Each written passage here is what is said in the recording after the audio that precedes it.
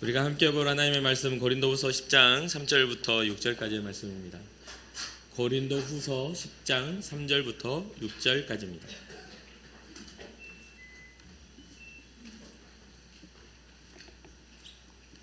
우리 한 목소리로 합독하도록 하겠습니다. 우리가 육신으로 행하나 육신에 따라 싸우지 아니하노니 우리의 싸우는 무기는 육신에 속한 것이 아니요 오직 어떤 견고한 진도 무너뜨리는 하나님의 능력이라. 모든 이론을 무너뜨리며 하나님 아는 것을 대적하여 높아진 것을 다 무너뜨리고 모든 생각을 사로잡아 그리스도에게 복종하게 하니 너희의 복종이 온전하게 될 때에 모든 복종하지 않는 것을 벌하려고 준비하는 중에 있노라. 아멘.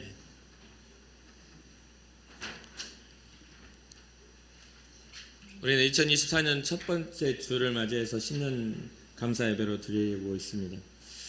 우리가 새로운 해를 맞이해서 어떠한 모습으로 어떠한 신앙을 가지고 살아가야 하는지 날마다 우리가 되새기지 않으면 우리는 잘 넘어지고 또 시험에 드는 사람들이기에 이 고린도후서의 오늘의 말씀을 통해서 우리가 주님 앞에서 우리의 삶의 모습들을 점검하고 또 우리가 어떠한 능력을 힘입어 살아가야 될지를 살펴보는 귀한 시간이 되기를 바라봅니다.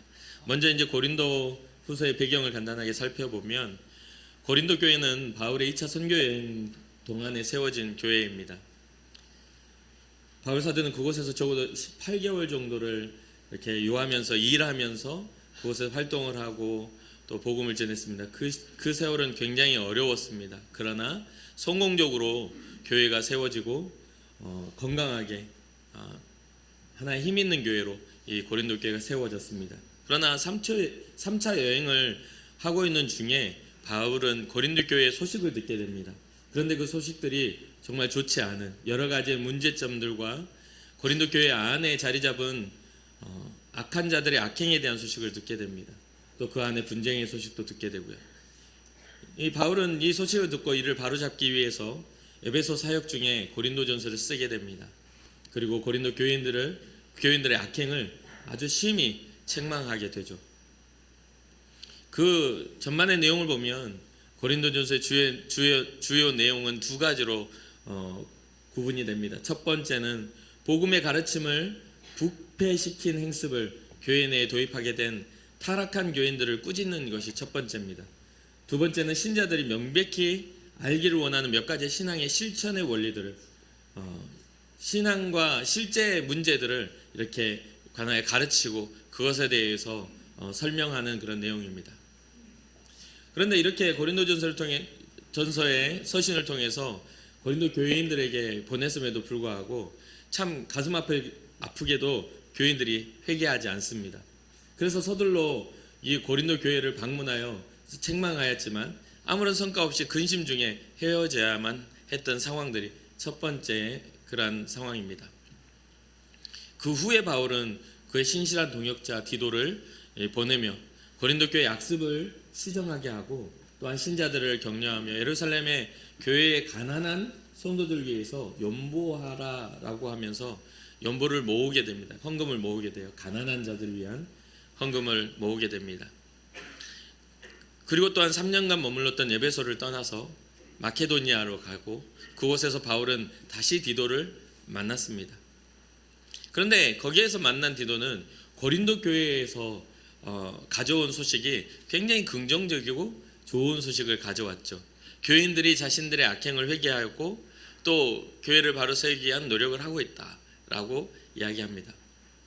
그리고 교인들이 바울을 다시금 사모하고 있다라는 그런 소식을 전해옵니다. 그러나 여전히 바울을 불안하게 만드는 것들이 있었는데 그것은 바로 교회 안에 자리 잡고 영향력을 미치고 있는 거짓 교사들에 관한 그러한 염려가 그 안에 있었습니다. 이 거짓 교사들은 바울에 대해서 계속해서 음해합니다. 바울이 빨리 오겠다라는 그 약속을 지키지 않았기 때문에 바울이 전할 복음도 믿을 만한 게 못 된다. 그건 신뢰할 수가 없다. 그러니까 뭐냐면 예수 그리스도의 복음에 집중하는 것이 아니라 그것을 전한 바울의 그런 모습 속에서 이 복음마저도 평가하려고 들었다라는 것이죠. 그러니 바울의 마음은 계속해서 이 거짓 교사들 때문에 굉장히 괴로운 상태에 빠져 있었습니다.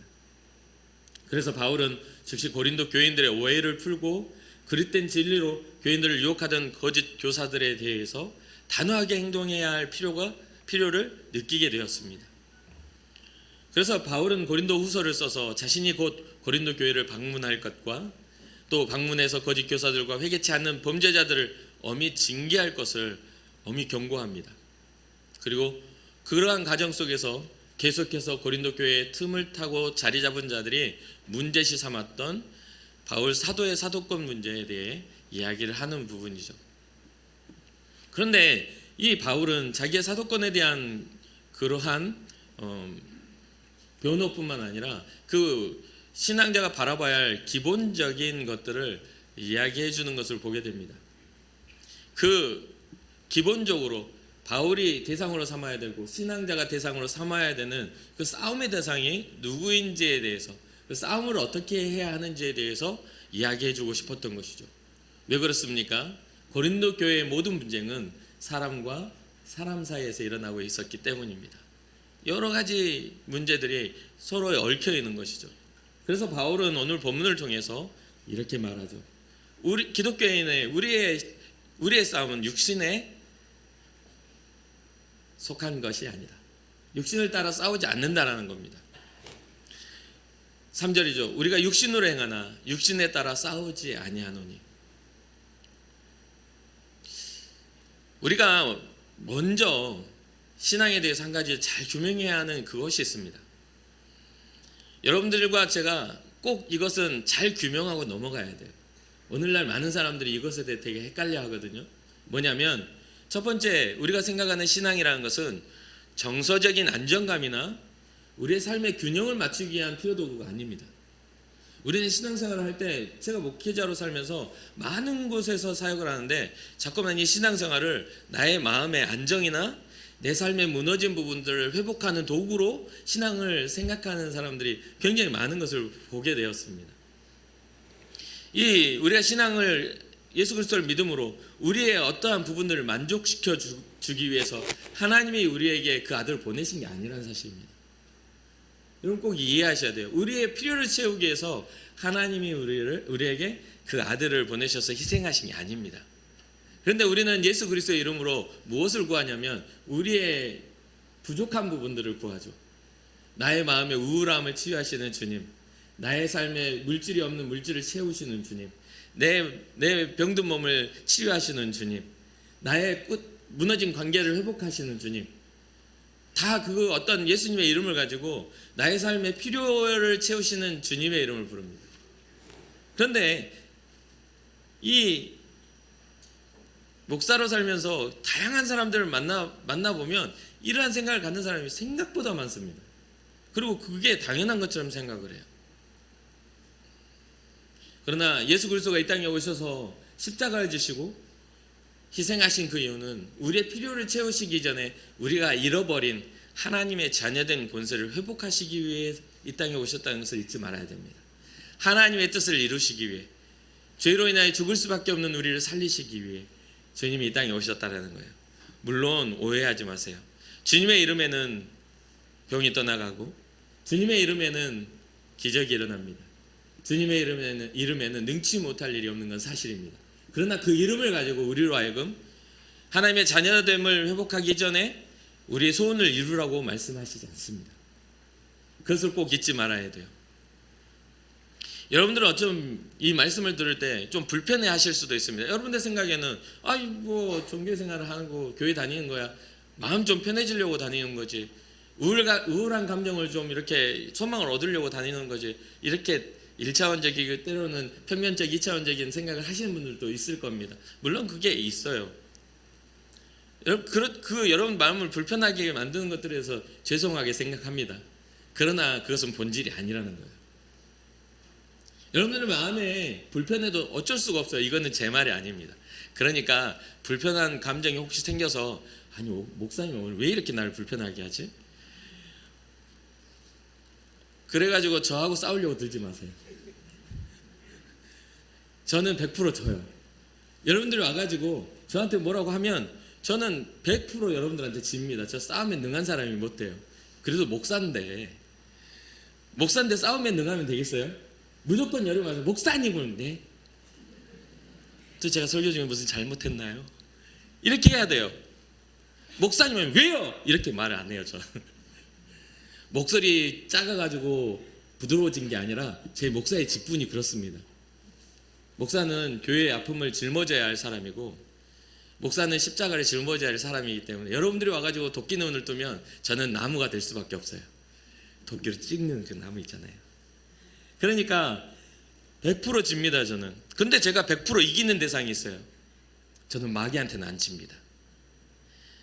그러니까 여러분들이 도끼는 뜨거우면 마귀보다 무서운 사람들이에요. 여러분들한테는 지지만 마귀한테는 절대 저는 안 집니다. 그거는 죽어도 안 져요. 피를 흘리기까지 싸워도 저는 마귀한테 질 생각이 없어요. 근데 성도한테는 저는 100% 질 생각으로 삽니다. 다시 한번 말씀드리지만 저 여러분 못 이깁니다. 그러니까 그거 알고서 와가지고 저한테 막 퍼부으시면 전 마음만 아플 뿐 반항을 못해요. 저는. 근데 이게 목회생활을 하다 보면 이 사실을 아는 분들이 있어요. 이 사실을 아는 분들이 있어가지고 제가 그런 것들을 못하는 걸 아니까 왜 찾아와가지고 저한테 은혜스러운 이야기 아닌 다른 이야기들 계속해. 말로 뚝갑해. 그냥 팍팍팍팍. 그러면 그게 얼마나 괴롭고 힘든지 몰라요. 목사가 해야 될 이야기가 뭡니까? 은혜에 대한 이야기, 하나님의 말씀에 대한 이야기, 예수님에 대한 이야기, 성도들의 아픔을 공감하며 그 기도하는 이야기, 이런 이야기가 목사가 해야 될 이야기 아닙니까? 그래야 여러분들이 목사다운 목사를 보는 거 아닙니까? 맞죠? 목사가 은혜에 대한 이야기 아닌 것들을 하면 여러분 기분 좋습니까? 여러분 사업을 더 잘 알아가지고 그쪽 주식에 투자해. 그런 소리 하고 있는 목사를 여러분 좋아하십니까? 저는 무식해서 못해요. 전 주식의 주자도 몰라요. 우리 주님만 주자 알지. 주식의 주자는 몰라요. 한 번도 해본 적도 없어. 그러니까 전문적인 지식이나 세상 사는 경험들을 여러분 듣고자 한다면 저한테서 듣기는 어렵습니다. 오히려 여러분의 신앙의 고민과 갈등, 하나님 앞에 구했던 그러한 구함이 올바른 것인지를 그런 것들을 판단하고 싶어서 찾아오신다면 저는 1시간이 아니라 5시간도 같이 이야기 들어드리고 이야기해드릴 수 있어요. 그러니까 우리는요 싸우는 대상이 사람이 아닙니다. 제가 아까 말씀드렸죠. 여러분들한테는 지지만 마귀는 이긴다고요. 우리가 싸워야 될 대상은 악한 영들입니다. 세상의 문화입니다. 그런 것들을 싸워야 되는데 우리가 자꾸만 사람을 대상으로 삼아 교회 안에서도 마음에 안 드는 권사를 대상으로 삼고 교회 안에서 마음에 안 드는 장로를 대상으로 삼고 때로는 마음에 안 드는 목사를 대상으로 삼아서 끊임없이 싸우려고 들어. 건드리면 싸우려고. 이미 싸울 준비가 되어 있는 파이팅 모션으로 살아가. 불평불만이 무작정 막 나올 그런 마음으로 살아가요. 그렇게 돼서는 안 된다는 거죠. 이게 바로 고린도 교회의 문제였다는 거예요. 진정으로 싸워야 할 대상이 영적인 대상인데 우리는 사람을 대상으로 자꾸만 갈등을 일으키고 우리의 욕망을 버리지 못하니까 자꾸만 교회의 모습을 상실하고 교회가 본을 보여야 할 본에서 벗어나게 되는 것이죠. 그래서 사랑하는 성도 여러분, 우리는 싸워야 할 대상이 죄의 아비인 마귀임을 믿으시길 주님으로 축복합니다. 이 마귀는 영적인 존재이면서 우리에게 강력한 영향력을 미칩니다. 그렇게 마귀를 이기기 위해서는 인간적인 힘으로는 안 됩니다. 절대로 이길 수가 없어요. 보이지 않는 그 마귀는 우리가 은밀한 곳에 있을 때에도, 우리가 은밀한 생각을 할 때에도 그곳에서 우리를 염탐하며 참소하는 자, 고발하는 자로서 하나님 앞에 보세요. 당신의 자녀라 하지만 이 나쁜 짓 하고 있는 거 보세요 하면서 우리의 가치를 상실시키려고 애를 쓰고 있죠. 그럼 이 영적인 존재와의 싸움에서 우리는 어떻게 이겨야만 합니까? 바로 오늘 본문에 이 영적인 일들, 우리를 무너지게 만드는 모든 것들에 대해서 소개하면서 우리에게 그 무기를 가르쳐주고 있죠. 4절과 5절입니다. 우리의 싸우는 무기는 육신에 속한 것이 아니요 오직 어떠한 견고한 진도 무너뜨리는 하나님의 능력이라. 모든 이론을 무너뜨리며 하나님을 아는 것을 대적하여 높아진 것을 다 무너뜨리고 모든 생각을 사로잡아 그리스도에게 복종하게 하니. 하나님의 능력이 어떠한 것들을 무너뜨립니까? 우리가 세워놓은, 사람이 세워놓은 아주 견고한 요새도 무너뜨리고요, 또 하나님을 부인하게 만드는 인본주의적인 철학과 여러 가지 학문들도 그 이론들을 다 무너뜨립니다. 사람이 아무리 좋은 이론을 세워놔도 하나님이 흔들고 부수시면 그 모든 건 깔리게 되는 거예요. 하나님이 흔들고 부수시고 불어내시면 날아가고 무너지게 돼 있다, 이 말이에요. 우리가 아무리 큰 지식을 가지고 있고 우리가 아무리 세상을 변화시키는 철학적인 인문적인 그러한 지혜를 가지고 있다 할지라도 하나님의 그러한 심판 앞에 온전할 것은 아무것도 없습니다. 그래서 5절에 하나님을 아는 것을 대적하여 높아진 것들, 하나님을 아는 것을 대적하여 높아진다는 건 뭡니까? 그것은 바로 교만입니다. 하나님이 없어도 사람으로서 세워지는 인본주의적인 사고와 그 학문과 그 안에 세워지는 우상들, 이러한 것들, 세상적인 모든 법칙들이 다 하나님의 능력으로 무너진다라고 이야기하고 있는 것이죠. 조금 더 쉽게 설명하자면 하나님께 올려져야 할 그 영광을 올려드리지 못하고 그 가운데에서 빼앗아가는 그 존재들, 마귀겠죠. 그런 마귀의 하수인으로, 죄를 아비로 두고 마귀의 하수인으로 살아가지 않기를 소망하는 것이 성도의 모습입니다. 그러기에 우리에게 주어지는 무기는 육체가 아니라 하나님의 능력이 되어야 하는 것이죠. 그럼 그 하나님의 능력은 무엇입니까? 바로 하나님의 능력은, 하나님의 지혜는 예수 그리스도라고 성경에서 이야기하잖아요.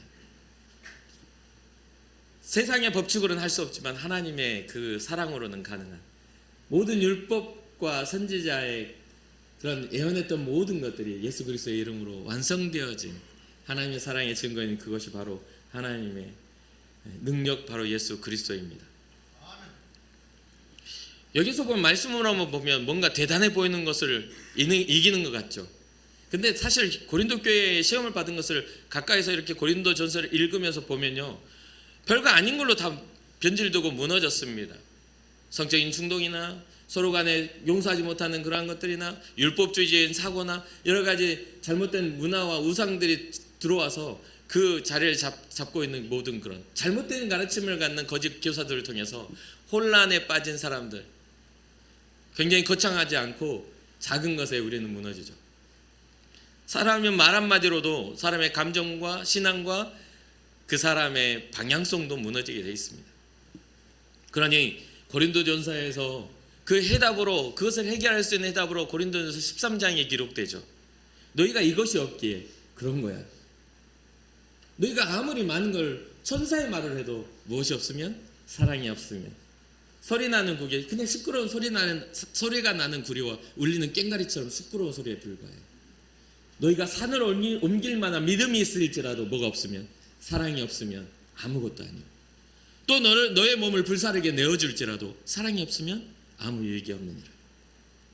그러니까 사랑은 오래 참아야 하고 온유해야 하고 사랑하지 아니하여 하고 교만하지 아니하여 하고, 이러한 사랑의 본질적인 사랑을 잃어버렸으니, 너희가 예수 그리스도 안에 받았던 그 사랑을 잃어버리니 너희의 말에는 악한 것들이 자리 잡는 거 아니냐라고 이야기하는 것이죠. 이게 단순하지 않습니까? 그렇게 결국 마귀의 공격은 우리로 하여금 어디로부터 끊어내려고 하냐면 그리스도의 사랑에서 끊어내려고 합니다. 하나님과의 관계에서 마귀의 유혹은 우리를 끊어내려고 합니다. 세상의 좋은 것들로 우리는 만족하게 만들려고 합니다. 이게 바로 마귀의 유혹입니다. 하나님이 없어도 우리는 평안했어. 어쩌다 한번 주님 앞에 나오면 대가 지불하면 되지. 그래서 예전에 제가 어렸을 때 어떤 목사님의 간증이 그래요. 그 목사님이 열심히 시골에서, 섬 지역에 있으니 시골에서 전도를 합니다. 그 전도를 하는 중에 어떤 한 아줌마가 항상 낙지를 팔아서 그 배가 닿는 그 선착장에서 낙지를 씻어가지고, 뻘낙지니까 씻어가지고 그걸 팔고 하는 그 사람을 볼 때마다 아이고 교회 오셔야죠. 그러면 그 아줌마는 너무 성격이 좋아. 그래야죠 목사님, 제가 곧 가겠다고, 금방 가겠다고 그러면서 대답을 수년 동안 했답니다. 그럼 볼 때마다 배를 타러 가고 그 아줌마를 볼 때마다 아유 교회 오신다는데 왜 안 오셨냐고, 아유 가야죠 했대요. 그런데 어느 날 보니까 물에 빠져서 익사체로 발견됐다는 거예요. 그래서 그 목사님이 충격을 받고서 전도는 지금이 기회구나, 미뤄서는 안 되는구나, 그렇게 마음을 먹고 최선을 다해서 전도했다라는 그런 이야기를 들은 적이 있습니다. 사랑하는 성도 여러분, 우리로 하여금 그게 큰 문제입니까? 굉장히 호의로운 사람이고 사람으로서 인간적으로서는 굉장히 좋은 사람입니다. 그런데 그것이 어떻게 되죠? 하나님 앞에 나아오지 못할 먹고 사는 문제나 때로는 관계의 문제나 뭔가 집안 내에 어려운 문제들이 결단하지 못할 이유들이 있었겠죠. 그러니 그가 바라봤던 것은 육신의 일입니다. 하나님의 능력을 붙잡았다면 주님 앞에 나아와 주님 앞에 온전한 예배로 주님 앞에 세워졌을 텐데 자꾸만 핑계거리를 찾은 거죠. 사실 재미있는 것은 무엇인가 하면요, 이러한 마귀의 속임수는 대단치 않습니다. 그럼에도 왜 대단치 않은데도 무섭냐면 교묘하고 정말 무섭게 우리의 삶의 자리에 찾아와 우리를 조금씩 파멸의 길로 인도하기 때문에 그래요. 제가 정말 재미있게 본 책, C.S. 루이스의 그 책이 하나 있습니다. 스크루테이프의 편지라는 책이 있어요. 이 책은 딱 잡자마자, 우리 이제 부산에 있을 때 청년들하고 여러 권을 사서 딱 나누는 순간 잡자마자 단숨에 읽고 한 번에 그냥 그 자리에서 읽었거든요. 너무 재밌어가지고. 그러니까 이 책의 내용이 뭐냐면, 나이 많은, 경력이 많은 악마가 이제 악마에 딱 입문해가지고 젊은 악마에게 교훈해주는 내용입니다. 되게 재밌죠. 이게 은혜서적이고 신앙서적이라면 보통 내가 죽어서 천국에 가고 이런 간증서적일 텐데, 이 C.S. 루이스는 아주 재밌게 이야기를 표현합니다. 신앙자를 무너뜨리는 아주 능수능란한 악마가 이제 입문해서 이제 악마짓을 하는 자기의 젊은 악마에게 교훈하는 내용이에요. 어떤 내용이냐면 제가 잠깐 읽어드릴게요. 그 흥미롭게 이 내용이 기록되어 있어요. 지금 늙은 악마가 말을 하는 겁니다. 이런 건 죄다, 사소한 죄가 아니냐고 말하고 싶겠지. 사소한 죄가 아니냐고 말하고 싶겠지. 젊은 악마야. 이런 것들은 별거 아닌 죄라고 말하고 싶겠지. 다른 젊은 유혹자들처럼 깜짝 놀랄 만한 죄악을 보고하고 싶어서 안달이구나. 하지만 명심하거라. 중요한 것은 네가 환자를 원수에게서 얼마나 멀리 떼어놓느냐 하는 것 한 가지뿐이다.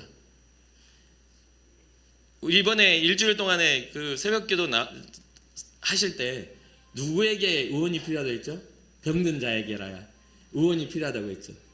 그러면서 예수님께서 죄인들의 친구가 되어주신 그 상황 속에서 그 이야기를 했잖아요. 이 악마는 그래요. 우리는 다 죄로 인하여 병든 사람인데 그 의원에게서 멀리 떨어뜨려 놔라. 누구에게서 떨어뜨리라는 소리예요? 예수님에게서 멀리 그냥 떨어뜨려 놔. 병이 들었지만 그 원수, 여기서 환자를 원수라는 것은 악마 입장에서는 예수님이 원수예요. 그러니까 환자를 원수에게서 떨어뜨려 놔라. 얼마나 멀리 떨어뜨려 놓느냐가 중요한 거야. 만약 도박으로 그런 효과를 낼 수 있다면 살인을 유도하는 것보다 못할 게 없다. 사실 가장 안전한 지옥행 길은 한 걸음 한 걸음 가게 되어 있다. 그 길은 경사도 완만하고 걷기도 쉬운 데다가 갈래길도 이정표도 표지판도 없어요. 너무 넓은 대로야. 무슨 뜻인지 이해가 되십니까? 너무 어려운 이야기인가요? 그렇지 않죠. 우리가 지옥으로 가는 길은 굉장히 편하고 넓은 길이에요.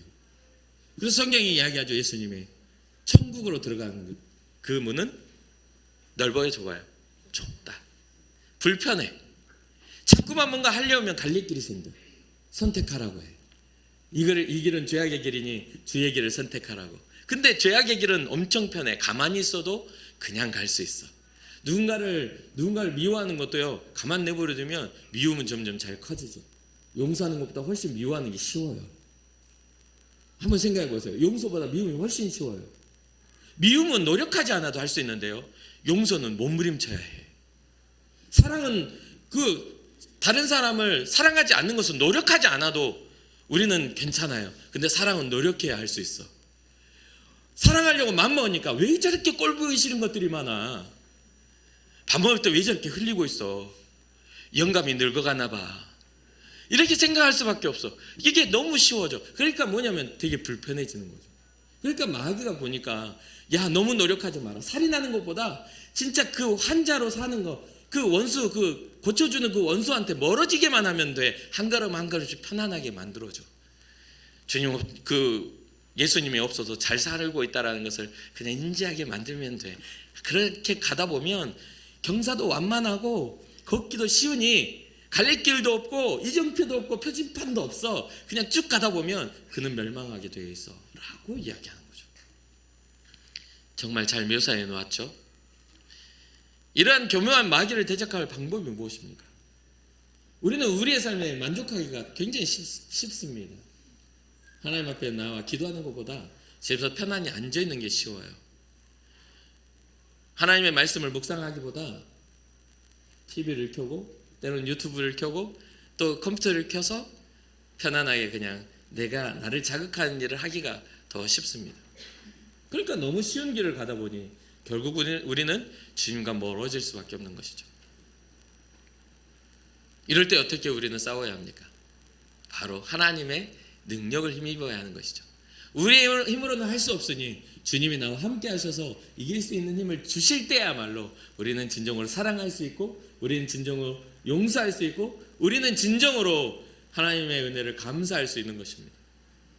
우리에게 주어지는 그런 모든 상황들, 그런 것들을 감사할 수가 있는 거예요. 지난주에 제가 가르쳤던 청년이 결혼을 해서 커플이 저의 교회에 와가지고 저와 상담을 했어요. 근데 결혼을 하고 너무너무 아픈 일들을 많이 당했어요.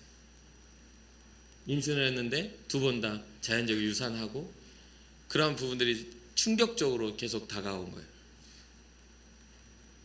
그래서 목사님 기도해 주세요 하고 찾아와가지고 목사님 기도 받으려고, 자기 이제 그 남편은 저랑 잘 모르는데 같이 와가지고 기도 받으려고 왔어요.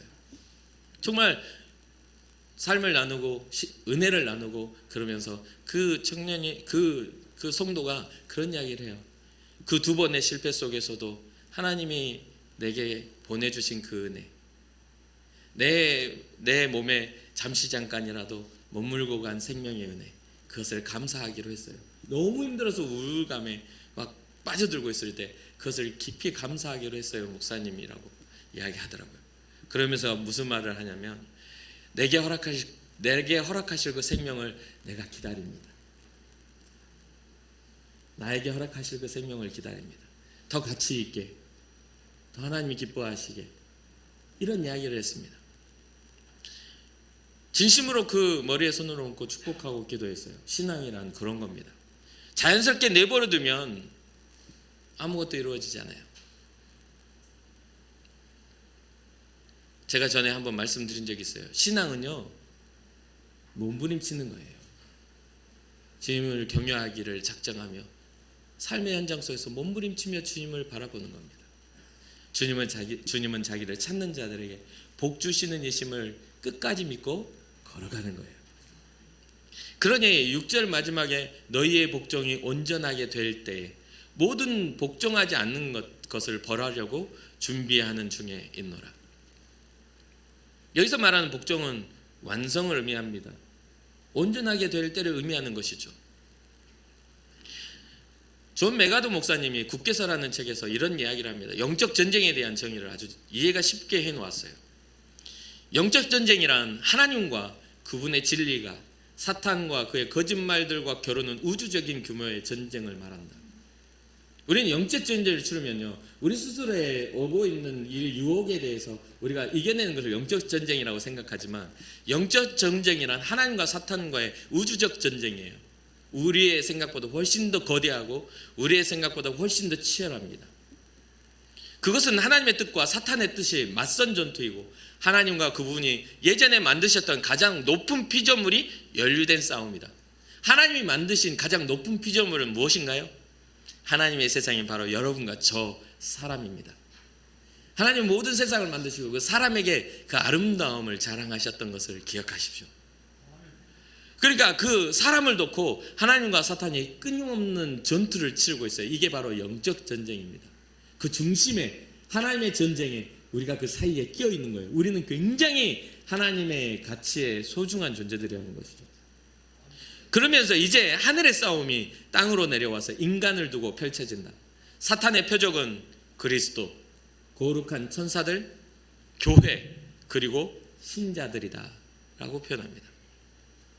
주님도 사탄으로 시험을 당하셨죠.